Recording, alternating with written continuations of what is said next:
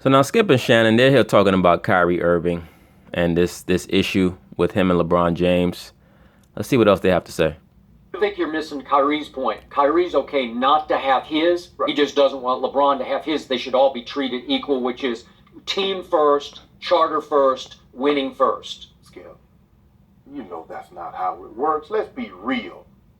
I don't get all the perks that Skip get. I ain't why I ain't got no refrigerator with my name on the door? I got a little refrigerator, got some water in it. You want a little label? No, I don't want no label. That'll make you feel better. I ain't got no coffee. I ain't got no coffee machine. I ain't got no TV that work. I ain't got no DVD.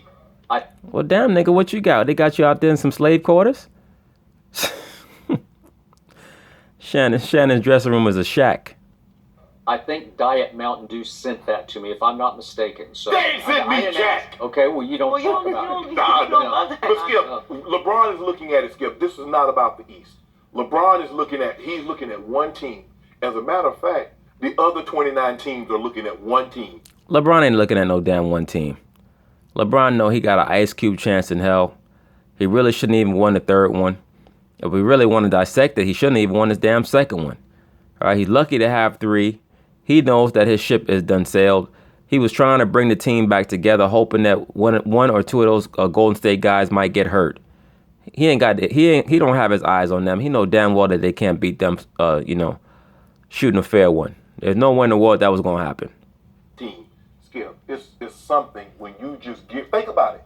You're gearing up. Now everybody in the East, they're looking at Cleveland. Cleveland's looking at Golden State.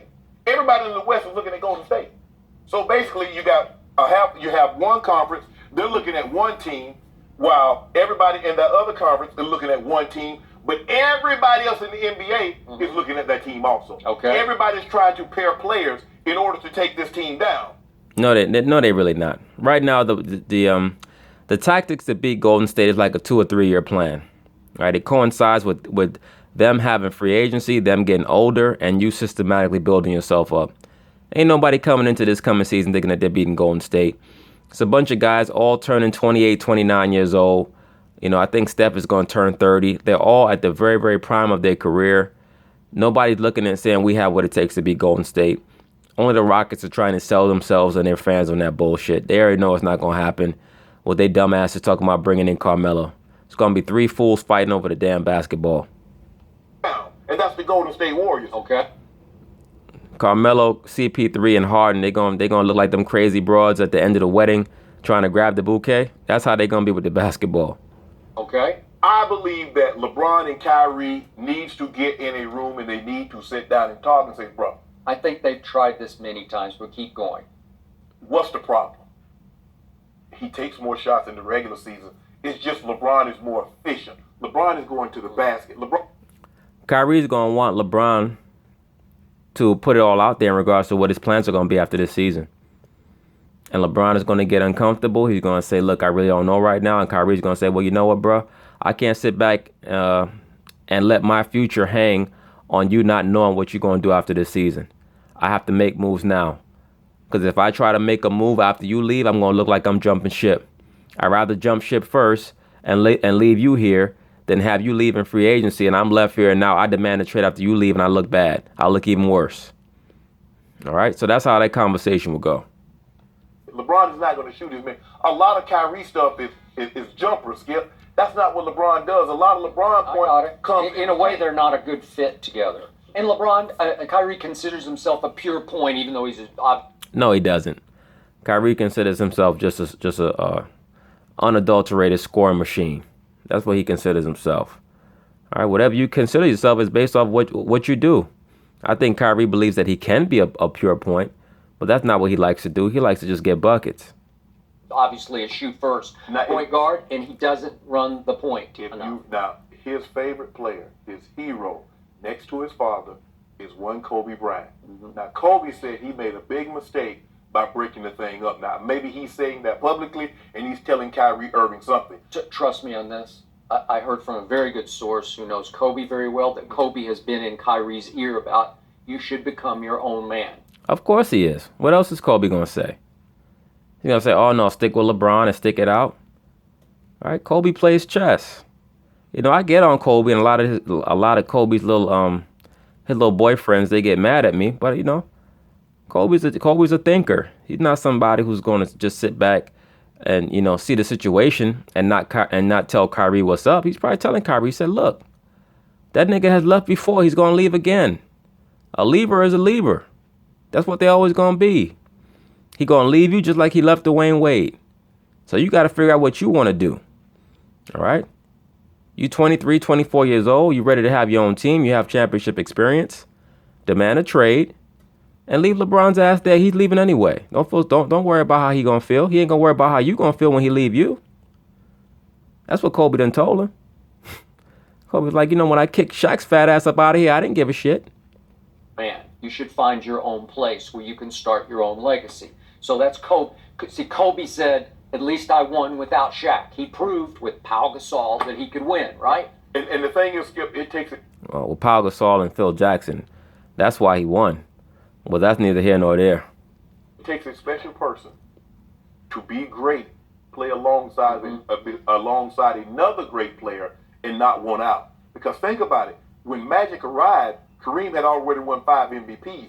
It wasn't until the 87 season, if you remember the 30 for 30 documentary, I do, that Pat Riley said, hey, Buck, I want you to take over. He did. Because he could have said, I can never be what I really want to be as long as Kareem was here. Okay. Imagine if Kevin McHale. Well, that's really not a good comparison because Magic was a pure point. He enjoyed passing. He enjoyed seeing others flourish. Not only did he like giving it up to Kareem, he enjoyed giving up to James Worthy, Byron Scott, all them guys. So that's not a good comparison. McHale and Robert Perry said, man, look here. Yeah, we winning titles, but Bird getting all the credit. Okay, I got it. They wasn't going to say shit. I got it. A really special person to be able to swallow that, Skip. I got it. But remember, look at Kyrie's wish list. Other than the Spurs at number 1, the Timberwolves and the Knicks and the Heat didn't even make the playoffs last year. So it's not like I want to join forces with. So he just wants to be his own guy. Yeah, hold on. Unless Kyrie somehow thinks that he can get traded to the Knicks without the Knicks giving up Carmelo. I don't know why he would think that, but that's the only reason. That's the only other reason why I would think that he wants to go to New York, because him and Carmelo played on the Olympic team together, and all those guys seem to be very, very close friends. All right, between Butler and also Carmelo Anthony, those seem to be some of the teams that he's trying to get to. If I'm not mistaken, they got a guy that's 21 years of age. And Carl Anthony Towns, they average 25. But what have they proven? What have they proven together? You're hot on him. I'm not that hot on him. I'll tell you what, he should have just put the Knicks. You make it seem Hassan Whiteside is a top 5 big man in all the NBA. They did not make the playoffs. That's Porzingis. Like they have no one there. But what if that's his favorite team because he grew up with the Knicks, obviously. When the NBA said if you starting a team with guys 25 and under, it was Carl Anthony Towns went number 1, Anthony Davis went number 2. Mm-hmm. So you make it seem like they got Andrew Wiggins, they got Jimmy Butler. Now they're going to have to give up a bunch of that to get Kyrie. Yeah, y'all, hey, do them just like they did y'all when y'all wanted Kevin Love. They gave you the 2 first number 1 overall draft picks and some more. So we want Wiggins back in return, we want Teague back, and we want 2 first rounders. Or we will take Carl Anthony Towns. Need all of the above, because I'm saying good luck, LeBron James. And we'll take, I tell you what, now if you want to swap it straight up, we'll take Carl Anthony Towns. We'll give you Kyrie. Well, now that Kyrie's going to San Antonio, guess what? LeBron can't go to San Antonio. We don't want to go there. You just one-upped him. We don't want to go there. LeBron don't really want to go there. Like I said, the Popovich thing is something that all these guys just talk about. But like I done told you brothers before, these top coaches in sports, they're MK handlers. All right?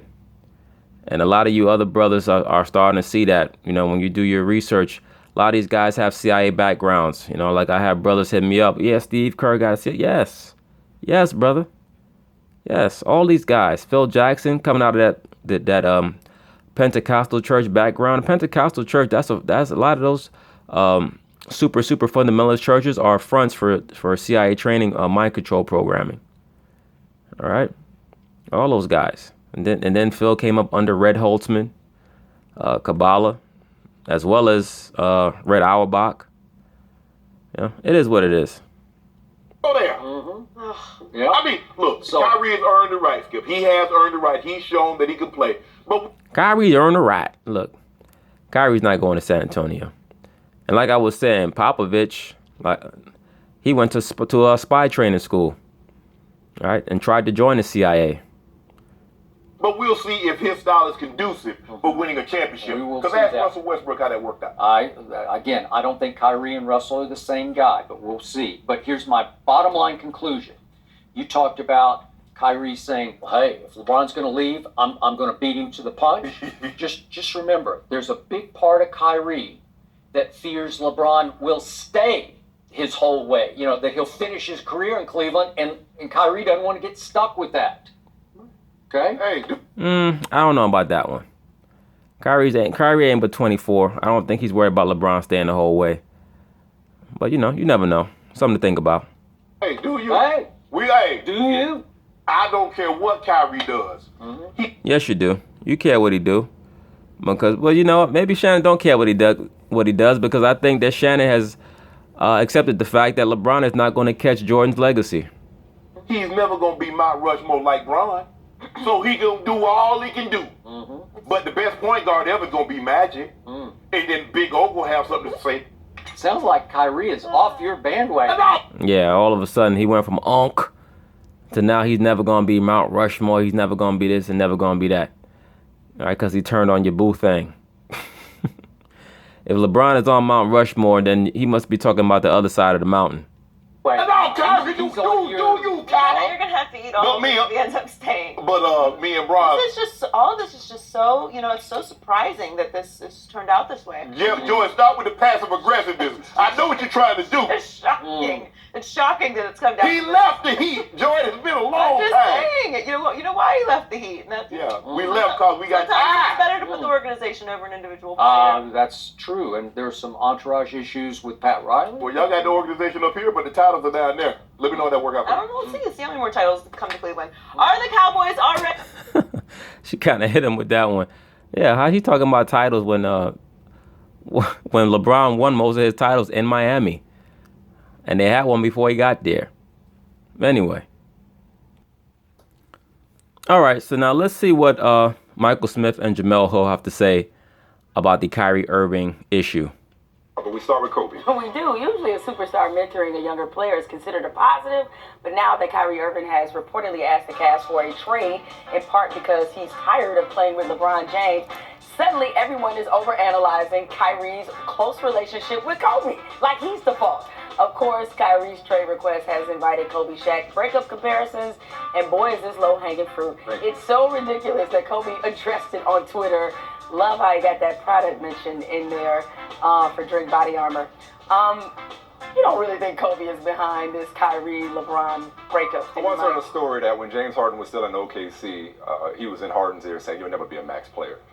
That is true. I did hear Okay, about right. that. Okay. I did If hear Kobe about were still Yeah, and Kobe also told Westbrook and Durant that they need to separate so that they could. He was told them that I think it was at the 2012 Olympics. He told them that they need to separate. Why is that? Because he saw that they were an up-and-coming team, and he was still trying to sniff out. He still had hopes of sniffing out one last title. All right, so Kobe plays good mind games. Kobe's another one who was raised with a strong father figure. He's not a guy like LeBron running around trying to play patty cake before the damn game.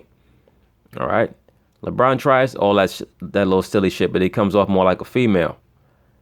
still competing for championships now, I believe that he were in Kyrie's ear saying, "You got to get away from that LeBron guy." Right. But this Come on, Kobe, wise, sage, do as I say, not as I do. Kobe, that Kobe is probably, if he's a really good mentor, you know what he's telling Kyrie? Don't play yourself. Don't play yourself. You might want more shots, but son, it's really about shots at a title. Exactly, and that's the exact reason why Kobe would tell him to leave. Because Kobe's going to tell him, look, LeBron's going to leave you, all right? And you guys are not going to be Golden State. You guys have stayed pat. Golden State's only going to be 1 year better. LeBron is going to play out this year, and he's going to leave you.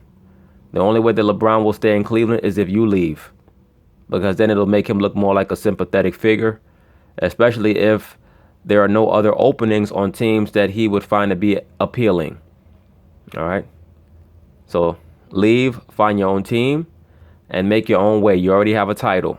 It's not like you don't have one already. So you can spend the rest of your career trying to lead a team to a title.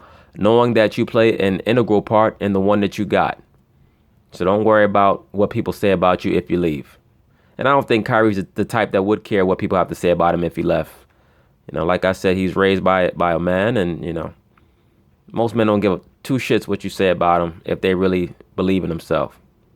And this disrespects what Kobe was about as far as I'm concerned, because Kobe was about winning.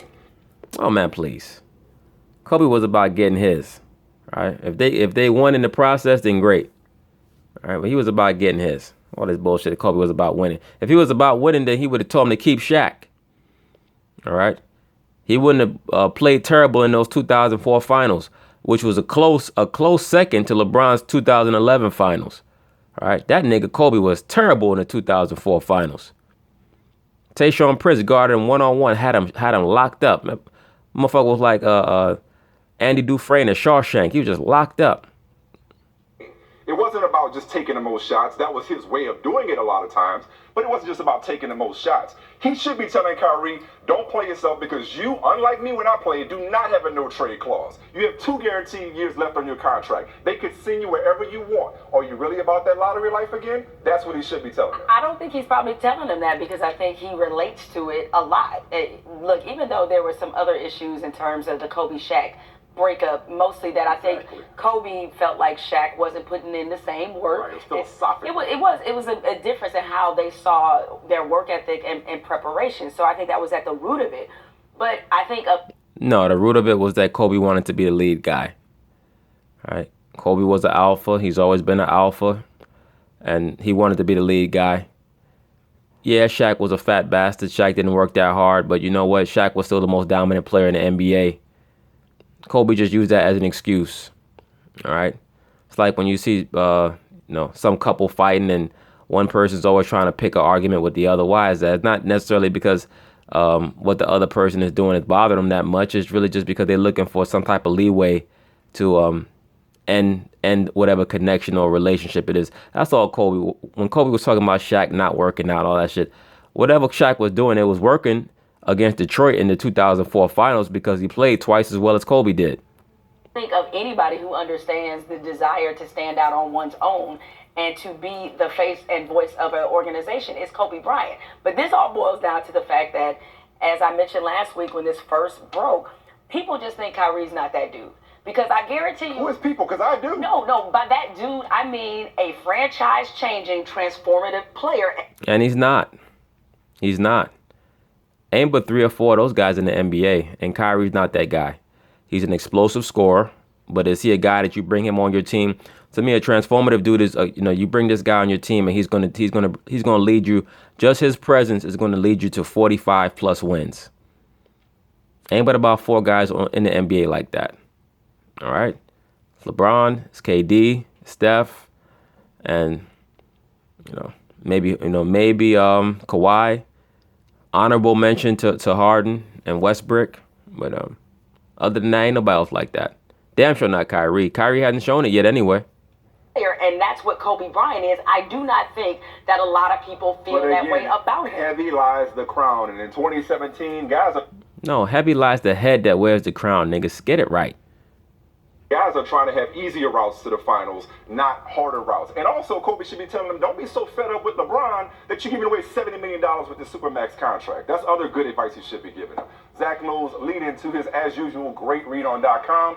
The Cavaliers are projecting confidence that they can snare a king's ransom for Kyrie Irving. And more than that, they are acting, for now, as if a trade is almost inevitable. The Cavs love this. They love this trade. They're well over the cap. They can get rid of Kyrie. By getting rid of Kyrie, they can make LeBron leave. Once they make LeBron leave, then they can trade a lot of their other assets. They're trying to dump guys right now. Dan Gilbert already got the title that he wanted.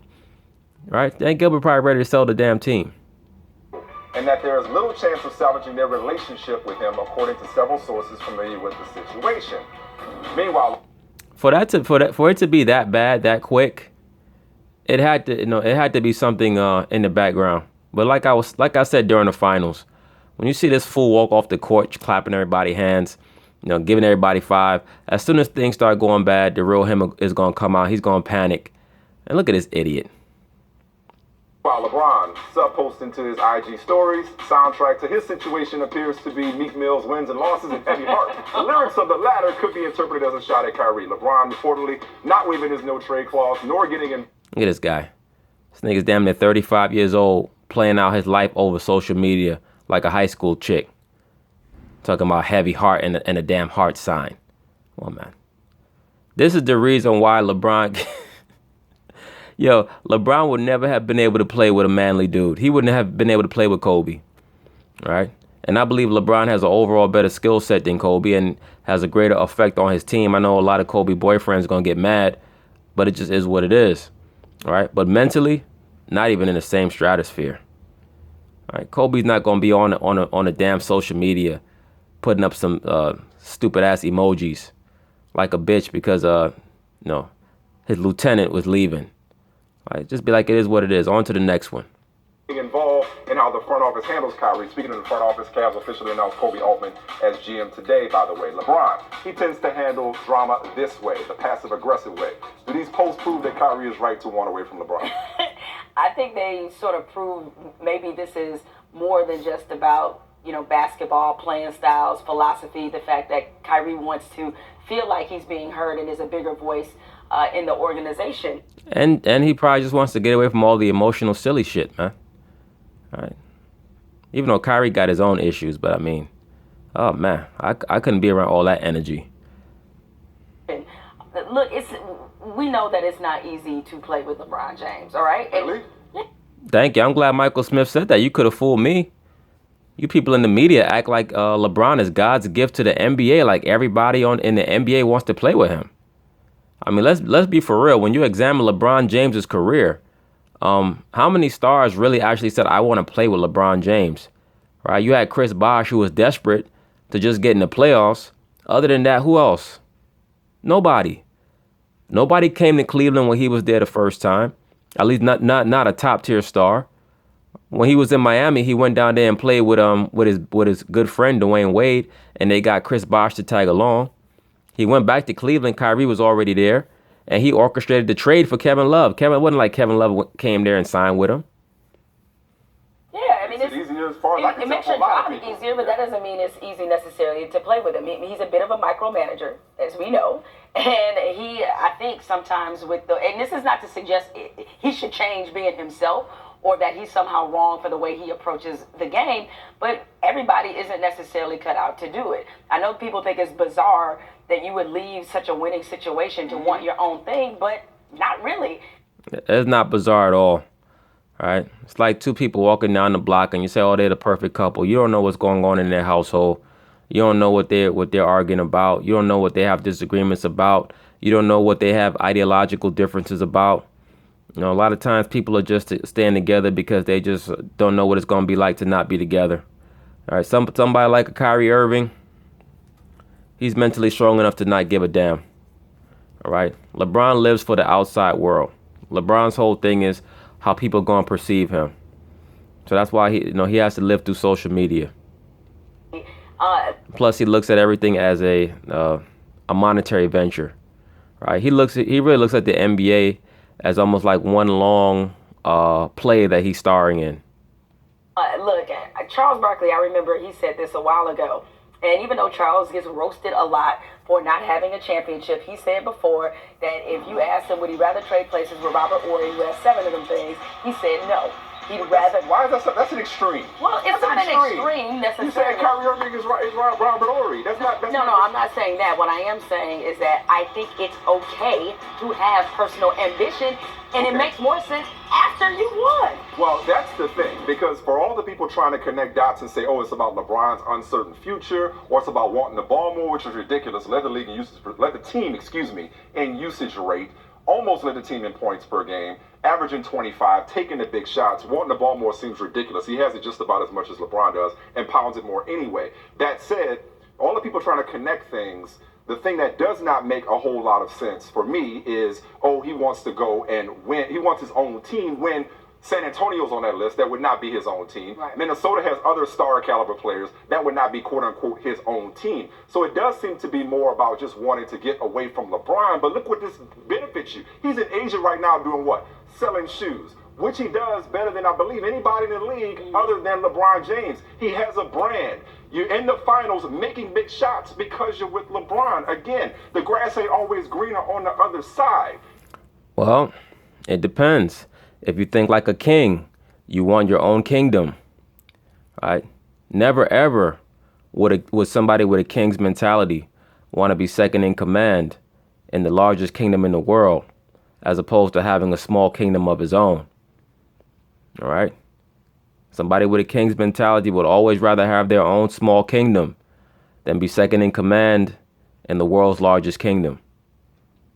So if I'm the Cavs, you know how I play this? I say, hey, both of you guys are paid to play basketball. Come back, work it out, hash it out, whatever you got to do, you're grown-ups. Play again this year, because if I'm the Cavs, I'm not going to trade him just because he wants to be traded, and then if LeBron leaves, be left with neither guy. That's exactly what they want.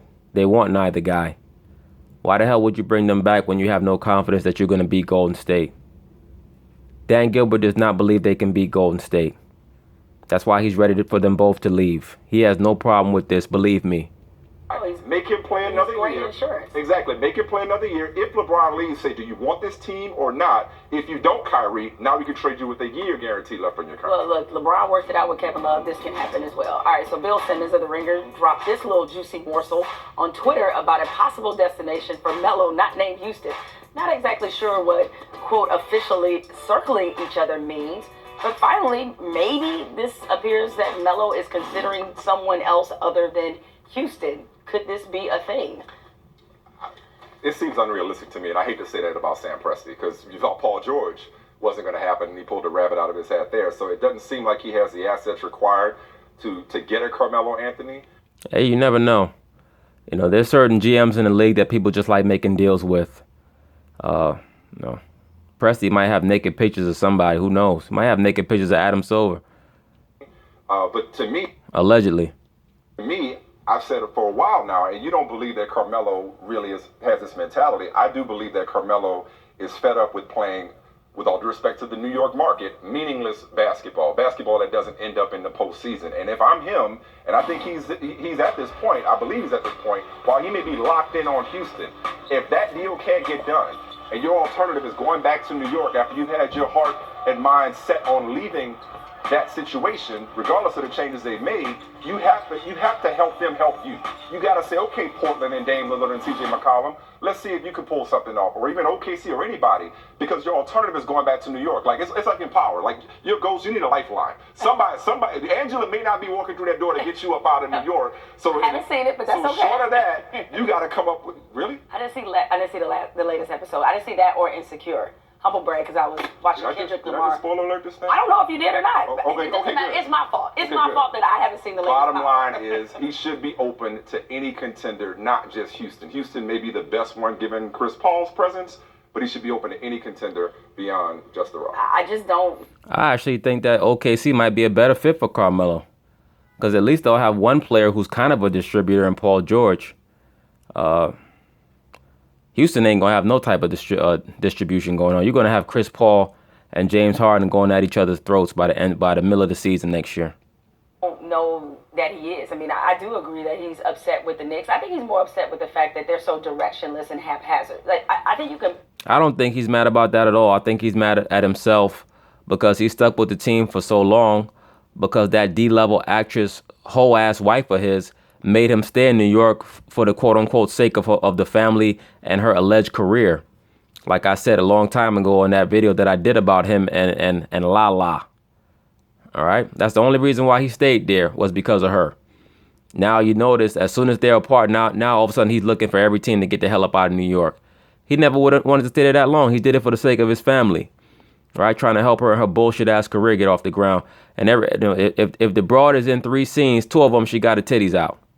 Can put up to some degree with losing if you sense that there's a direction and that there's one voice and that everybody has their stuff together, okay? But with this, they're just so dysfunctional, it's hard to believe and trust in any plan, because it just seems like too often he's been shown with them that they don't have one. And I know that they have a new direction now, and there's a part of me considering that he has this love affair with New York that's thinking maybe you should go ahead and hear out the new regime and see if y'all can come up with something together, because I don't really think he wants to leave New York. Yes, he does. He wants to leave New York. He don't give two shits about New York anymore. He been ready to leave. Like I just said, he only stayed because of the broad la. All right? And let me say this, man, to you brothers out there. If your woman really love you and you're somebody as successful as Carmelo Anthony, she's going to follow you wherever you go in regards to where you uproot and relocate. All that shit, oh, well, you know, you can't leave because of my career. Bitch, let's compare income. Are you out of your fucking mind? I'm bringing in $50 million a year. You bringing in $50K a year. Showing your titties on Power. Grinding up on some white boy trying to act like he a gangster. Get the fuck out of here. You must be out of your goddamn mind. And he stayed in New York for that shit. And end up getting left anyway. So Melo's trying to figure out a way to get out. Dame and CJ recruiting help. Chris Paul went to everybody else figuring out something, but you're telling me Kyrie tired of LeBron's subtweet. Come on now. That's exactly what it is. He's tired of LeBron silly feminine games. He's ready to get the hell up out of there. And plus, Kyrie sees the writing on the wall. He knows they're not going to win another championship there. He knows they were lucky enough to win the one that they got. Kyrie's ready to spread his wings, man. You know, let Kyrie go. Let him go. Let him go to Miami or wherever the hell he's going, trying to orchestrate these trades. And I'm not fully sold that. I mean, who knows? The whole thing could be theater. LeBron might have told Kyrie, he said, look, man, go ahead, demand a trade because I'm leaving. All right, so we could just make it look like we don't like each other. You go ahead, demand a trade. You leave. We could stick it to the owner, Dan Gilbert. You know, stick it to him before we leave. You go ahead first. I go ahead second. Lower the value of the franchise. I come back in 5 years and buy it off his bitch ass. You know, who the hell knows with these guys? You never know. It's just strange that this rivalry between them came out of seemingly out of nowhere. But like I said, you never know what's going on behind closed doors in the locker room. You never know. But anyway, peace.